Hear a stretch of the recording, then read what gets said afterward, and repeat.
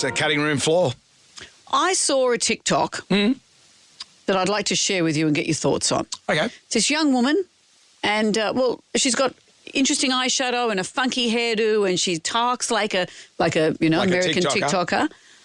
But she's talking about God and about Jesus. Anyway, have a listen. Let's talk about what Jesus wears when he is in heaven. My name's Dakota Lee. I have a gift to see into the spiritual world beyond, and I have been visiting heaven. God's been letting me since I was 12 years old, and I love hanging out with Jesus. When Jesus is in heaven, he often wears his hair back in a low ponytail, and he'll wear sandals. He'll often be barefoot, and he'll wear very loose-fitting clothing. I've seen him in an actual tunic plenty of times, but he will dress sometimes for the occasion. This one time, just because he wanted to make me laugh, he appeared to me in a cowboy hat.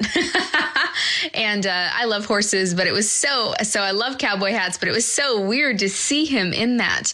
Jesus definitely has a sense of humor. But one thing about Jesus, he told me, he does not like tight-fitting clothes. Wow. I've got a couple of questions. From her point of view, if you had access to Jesus, wouldn't you be asking some searing questions and come back to us all and say, here's what Jesus says about the state of the world and the state of humanity? Yeah. And if you were Jesus and you knew that you could speak directly to a person who could go on TikTok, wouldn't you impart some information to her? Instead of just putting a cowboy hat on. I think that's pretending to be Beyonce. That's what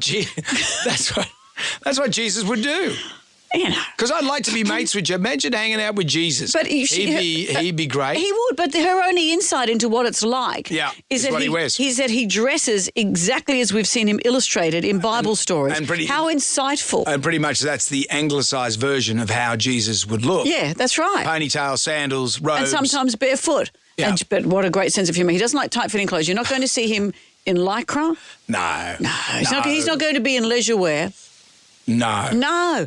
I wonder if you're in heaven, we've spoken about this before, you and I, if you go up to the pearly gates when you've passed away. Yep.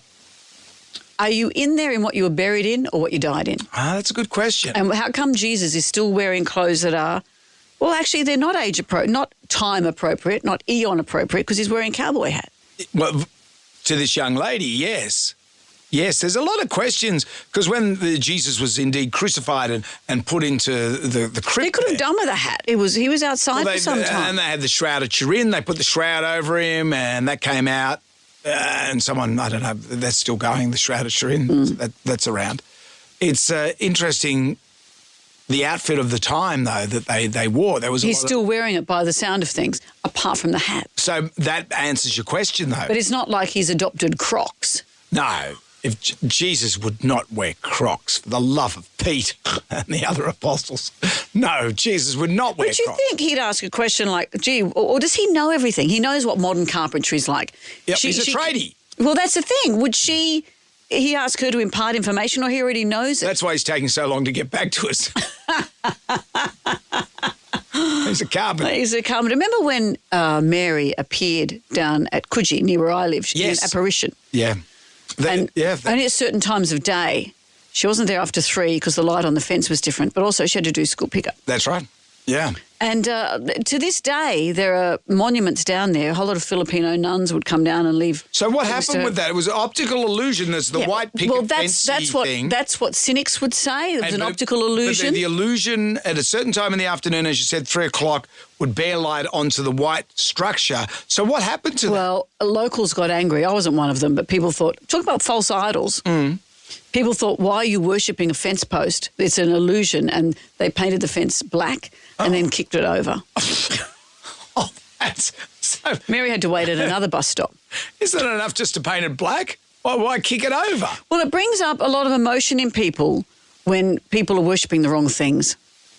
Yeah, it's true. You can be a big worshipper of Mary and all the goodness that she would impart without believing that the apparition on a fence paling is her. Yeah, I believe in Jesus. Yes, and my cynicism about the fence post isn't about my cynicism about Mary. When someone says, I don't believe in God and I don't believe in anything afterwards, I think, well, hang on a minute, I'd like to, I'd like to get to the pearly gates Keep your options open. in the outfit that my family have dressed me in, more likely a tutu. Yeah, a little Bo Peep, And I'd sense like of humour till the end. And Peter's going through the ledger, and I'd say, well, Pete. I wonder if you get nervous when you're standing there. So, Yeah. and I'd get there and say, did Jonesy get in? It's- Because if he gets in, surely I'll get in. Oh, man. And I'm thinking the same thing. Gee, it's hot in here, and you'd whinge. Excuse me, Beelzebub. Well, I wonder what he wears. Can we just... He'd wear Crocs. No, he's got cloven hooves. Oh, yeah. He'd have to have- There's that. He's got... We're probably going to hell for this conversation. We're all in it together. Okay, kids, that's it for today. Come back tomorrow for more of Jonesy and Amanda's cutting room.